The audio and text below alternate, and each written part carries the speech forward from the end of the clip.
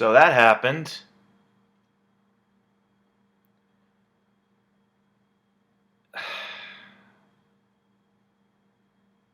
I think it's very unfair to judge this as a comedy, seeing as how nothing funny happens in it. That being said, this is a really lame Western. Uh, I just finished watching The Ridiculous Six, the first in a four-movie deal between Adam Sandler, his production company Happy Madison, and Netflix. And this was just lame all over. Like, lame to the point that I wasn't really knowing. I mean, I knew what kind to expect, that I wasn't going to like it just because, based off of what the trailer was presenting for it, I didn't laugh once. So I knew it wasn't going to be funny. I'm not an Adam Sandler fan, really. Or at least I'm not a fan of his most recent endeavors. So I had a feeling I wasn't going to enjoy this regardless. But with all the hubbub surrounding Native American extras and actors walking off set due to offensive stereotypes and everything that cropped up when this was in production, I was expecting to be a little annoyed or offended, I guess. But this was just a really long, very boring, subpar Western. Very subpar Western. I do want to rain down hard on this movie, but there's not much to really rain down on. There's nothing to this. If you're thinking that you're gonna get pissed off about the Native American stereotypes or Mexican stereotypes or whatever, um, they're there for sure. They're there, but they're there for like 10 seconds, and then something completely unrelated is going to happen that'll just make you be like, well, that's not funny. For example, at one point, so the story is Adam Sandler plays this guy who's been raised by an Apache tribe, and his Indian name is White Knife. And he's been raised since childhood because his mother was killed by Danny Trejo. Sorry, spoilers there. Danny Trejo turns out to be his mother's killer. Oh, and guess what? His long-lost dad, Nick Nolte, turns out to be the bad guy at the end. I'm just telling you all this because you can predict it from pretty much the get-go. So, raised by this Apache tribe, and he's like really fast with knives, very superhuman. As everyone says, he's like, that's some mystical shit, in response to whenever he does stuff like super speed hand walks over to a gang and punches them in the face. Somehow fools people that he is a tumbleweed. That's something that happens. It's a lot of random. He's got superpowers apparently, but whatever. But it's not funny. None of it is really funny. Anyways, getting back to the plot. So, his long-lost dad, Nick Nolte, it looks like he's being kidnapped by Danny Trejo, one of his former gang members, to bring him to $50,000 from a big heist that they once did. And basically, Sandler's character takes it upon himself to steal money from bad people to compensate for his dad's take, essentially. In other words, to buy his dad's freedom back. And to do that, he very luckily stumbles upon 5 other people with skills who happen to be his half-brothers from other mothers. You've got Mexican stereotype played by Rob Schneider. You've got mentally challenged stereotype played by Taylor Lautner. You've got Grizzly Adams stereotype, played by Jorge Garcia. And then you've got who the last two are introduced really quickly, which sucks because they out of all of these brothers, they're the most interesting ones, but that's not even saying a lot. You've got Terry Crews playing a guy who doesn't realize he's black, or a guy who's been hiding that he's black up until when he reveals it to his brothers, and Luke Wilson, who actually has an interesting backstory in that he was accidentally allowed John Wilkes Booth, played by Chris Kattan, to get by him and shoot Lincoln. So that's his like secret shame. And that's pretty much it. And they all find out they're brothers and instantly get along and start robbing places to get this money back to rescue their dad. But there'll be stupid things. I mean, yeah, the offensive stuff shows up once in a while. For example, one of the women from the Apache tribe, her name is Beaver Breath. Ha ha ha. And this gang of outlaws named the Left Eye Patch Gang or some shit like that. I don't know. They've got like Will Forte in their ranks, and Nick Swarsden and Steve Zahn shows up. And they're like, your name's Beaver Breath? I would have thought it's like horse face or, face of a horse or whatever. Something stupid. So it immediately goes from saying like, okay, here's the offensive thing to this is just dumb. It's not even worth getting upset about the racial stereotypes in this movie because it's immediately sidelined by something really unfunny, but that demands that you take it very funny wise and demands that you laugh at it. I'm saying this with some trepidation. A Million Ways to Die in the West is slightly better than this movie. Because at least Seth MacFarlane, that movie is stupid as shit and way too long and just tries to go for the shock of it all more than an actual legitimate funny laugh.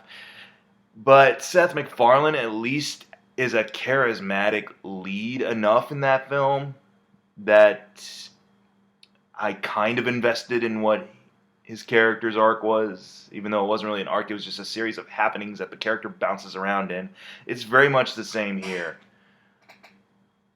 But I'll give Sandler this one kudos with regards to his performance. This is the first time in a long time that I haven't seen him play a man-child. He's just boring in this movie, which, you know what? Compared to his character from Pixels or Blended or any of the plethora of That's My Boy, any of the plethora of movies he's done recently where it's just him being the luckiest schlub in the world, he doesn't play that character here. I mean, he's barely a character, but at least he's playing something of an honorable guy who is just stoic all the time. Nothing phases him. And he's very much the straight man to everybody else in this movie. That's the biggest compliment I can give it because it's still the investment just isn't in his eyes for this. Even though he's probably thinking, well, that's the character. The character's got to be detached. It's like, no, you're just detached, dude. But at least I'll give him that at least it's not some idiot man-child that he's playing for the upteenth time. This is actually just some dude. There was one thing that made me laugh in this, and it was just one throwaway line that Terry Crews had, and it was one of those moments that I couldn't tell if it was just... I know what it was. It has nothing to do with what's going on in the movie. It just has to deal with the fact that it's Terry Crews saying the line. The brothers have all met up at this point, and they're saying, like, well, we got to rob banks, or we got to pull off heists against scrupulous people. What are our skills? And they go listing off their skills and everything like that. And Terry Crews, when it comes to him, just has that Terry Crews smile on his face. That smile. And he basically says, I can play the piano with my dick. That's the line. I don't laugh at it now, but in the moment of watching this movie, because I hadn't even cracked a smile up until this point, something about that line delivery and the fact that it's Terry Crews just made me laugh. And that actually had a payoff at the end when you see him at the piano doing this, like his hands behind his back and doing this, like bouncing up and down, as if his dick is playing the piano. And he's just got that Terry Crews grin on his face. That is legitimately, I swear to God, the only time I laughed in this whole experience. And it's just wholly devoted to the fact that Terry Crews can pull off those really awkward lines and make something of them. Like, I like Terry Crews. There's people in this movie I like in other stuff way better, or who have been better in other movies, sometimes even other Sandler movies. Sometimes they've carried these Sandler movies in the past, but no one's given anything interesting to do because there are times when this thing can get serious, but then it gets ridiculously goofy, but it's not as biting a satire as something like Blazing Saddles was. It's not aware of what it is, like something like that comedy is. It's taking this narrative very seriously, even though all this batshit stuff is happening around him. But there's definitely forced humor in this. Rob Schneider's donkey has explosive diarrhea, and they use that to their advantage to basically defend themselves when bank manager Chris Parnell holds him at gunpoint, and the donkey just lets it rip and covers Chris Parnell in shit. Ha! They take a timeout in the middle of the movie for John Turturro to show up as Abner Doubleday, and there's a really long, unfunny baseball game where he's basically coming up with all the rules, like saying, like, okay, I'll have 2 chances to hit the ball, and if not, then I'm out. And it's like, no, did I say 2 chances? I meant 3 chances. And the entire time, I'm just like, I'm kind of sitting here like this, being like, because I was thinking at least something with Turturro's performance would be able to make me laugh, perhaps, because I like John Turturro. Like I like him in Anger Management. He's just sporting a fancy dancy accent and making up the rules to baseball as he goes along, just so he doesn't lose to these guys. Haha! Vanilla Ice shows up as Mark Twain. That's funny because Vanilla Ice is just talking like Vanilla Ice, except he's talking about Huck Finn and Tom Sawyer. And every time he, instead of saying like psych or not, like he says to Custer, played by David Spade, satire, boy. It's funny because it's Vanilla Ice dressed up like Mark Twain. Ha ha. I can't even recommend this as a curiosity for people. There's nothing to this. And that's why this is most likely going to be on my worst of the year, but it's not going to be like the absolute worst. It's not worse than Pixels. Because Pixels annoyed me quite a bit more than this, due to the fact that it was just another man-child Adam Sandler romp, and felt like more of a wasted potential.